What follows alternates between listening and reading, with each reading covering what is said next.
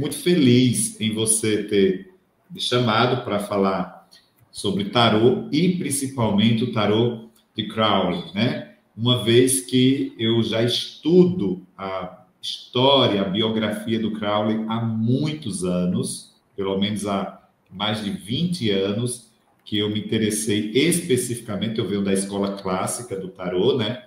Então, a minha base é o tarô de Marselha ou Marseille, né? Dependendo de onde estejamos ouvindo essa live. E por que estrutura clássica? Porque a gente encontra nessa base do tarô de Marseille uma definição simbólica, mas não há um conteúdo sugestionado, ou seja, o tarô de Marseille ou os tarôs clássicos, aqueles que seguem a escola clássica, eles minimizam muito a sugestão que um oráculo, inclusive, pode conduzir para as pessoas que estão em contato direto com ele. O tarô de Crowley é um tarô surrealista. Então, a gente está falando ali por volta do século XX, na realidade, nós estamos falando de um tarô que ficou pronto, que foi concluído, enquanto não a sua edição, mas a sua pintura em 1947, 1948, mais ou menos. Então, é um tarô recente, é surrealista, porque ele vai se basear em um conteúdo que Crowley expressa em cada lâmina, em cada imagem, a sua história de vida ligada ao ocultismo.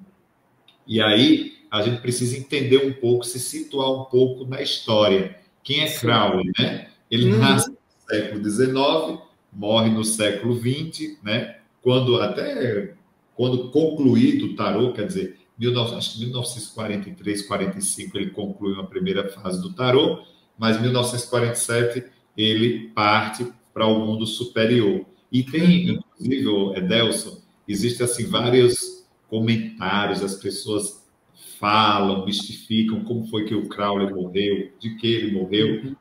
Mas o dado mais concreto, a história trabalha com o concreto, é que foi de uma bronquite, né? E ele vem de 1875. Ele tem uma história um tanto conturbada e questionável ao longo da sua vida. Ele é um britânico e nasce de uma família com bons recursos monetários. O pai e a mãe, quando morrem, ele herda esse patrimônio e o dinheiro que essa família tem, que dá para, inclusive, ele se manter por toda a vida. Ele investe esse dinheiro, esse recurso, em uma grande parte nas pesquisas que ele se propõe a fazer no mundo esotérico, ocultista, e todas as práticas não muito convencionais e extremamente avessas ao cristianismo. Lembrando que o cristianismo, final do século XIX, início do século XX, principalmente católico romano, é a grande expressão religiosa mundial, seja nos países da América do Sul, que sofre imediatamente por causa da colonização europeia, a entrada da igreja, né? Claro, evidentemente, não só a entrada, final do século XIX, século XX, a igreja está como, vamos dizer, a autoridade máxima dessas colônias. Mas também na Europa, predominantemente na Europa, o catolicismo romano, né? A ideia do Papa, a condição papal, frente à igreja de Pedro. Pois bem, Crowley ele vai se opondo não exatamente aos ritos cristãos, ele não tem nenhum problema com outras religiões, mas ele se coloca como ocultista. E como ocultista, os seus cultos, seus rituais, suas pesquisas estão para o outro lado da condição do cristianismo, ou seja, os rituais pagãos. Um sujeito que está dentro do enigmático mundo sobrenatural, aposta no esoterismo, né? E faz, inclusive, muitas viagens, ele vai repercutindo o mundo afora sobretudo no Egito, pelo menos 2 consideráveis viagens de conteúdo em termos de pesquisa, coleta de dados, livros que pesquisas que influenciam os seus livros, se estruturam enquanto edição a partir das suas viagens e pesquisa do mundo egípcio, justamente nesse campo, nesse lugar onde o ocultismo mais está estabelecido. Só que ele não era só esotérico nem ocultista, era dramaturgo, poeta, escritor. Quando você vai entender Crowley enquanto sua projeção de vida, em 1904, quando ele publica o livro, olha a sugestão que ele traz no livro: a condição do humano apostando na lei enquanto um sujeito livre para fazer o que bem deseja e o que bem quer. Para ele, a lei que deveria ser estabelecida em todas as religiões e em todos os movimentos políticos era a liberdade do humano. E nesse aspecto, ele defende, inclusive, a liberdade sexual, tanto para o homem quanto para a mulher. Caramba! Conhecedor das magias,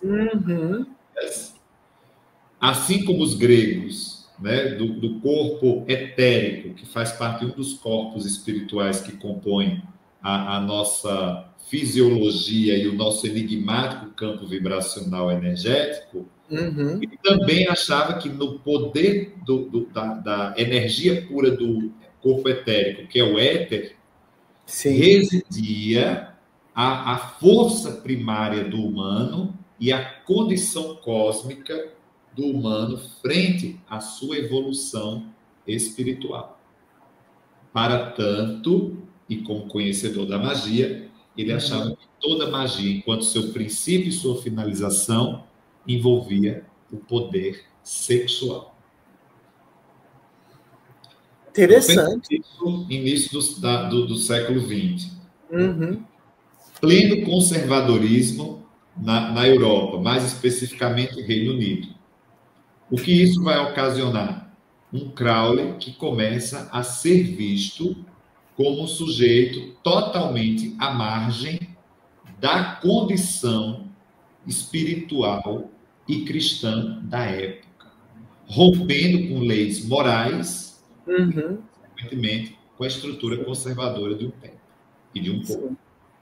Então, ele começa a ser totalmente um sujeito à parte, enquanto figura de crédito, de conceber o crédito humano a uma personalidade que estava no campo das adversidades e avesso aos costumes. O que é muito interessante, para eu não me tornar enfadonho demais na colocação, é que ele é contemporâneo de Reich. Reich, o analista, o contemporâneo de Freud, no mesmo período, na psicologia e na psicanálise, Reich também estava defendendo os mesmos direitos à liberdade sexual do homem e da mulher na Alemanha. E Reich, ele fundou na Alemanha centros de apoio para as pessoas, homens e mulheres, poderem tratar as suas questões acerca tanto da sexualidade como compreender os aspectos sexuais dos seus desejos e vontades. Enquanto Reich fazia isso à luz da psicologia e da psicanálise, Crowley fazia isso à luz da magia do ocultismo e da lei considerada por ele como a liberdade para todos os gêneros. Que incrível, assim, um cara realmente à frente do seu tempo, né? Com ideias modernas, né?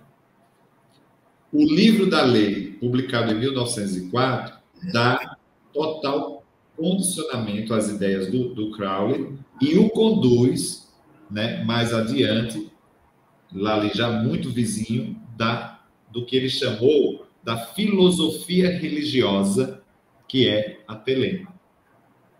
Ele foi membro da Aurora Dourada, assim como Reich,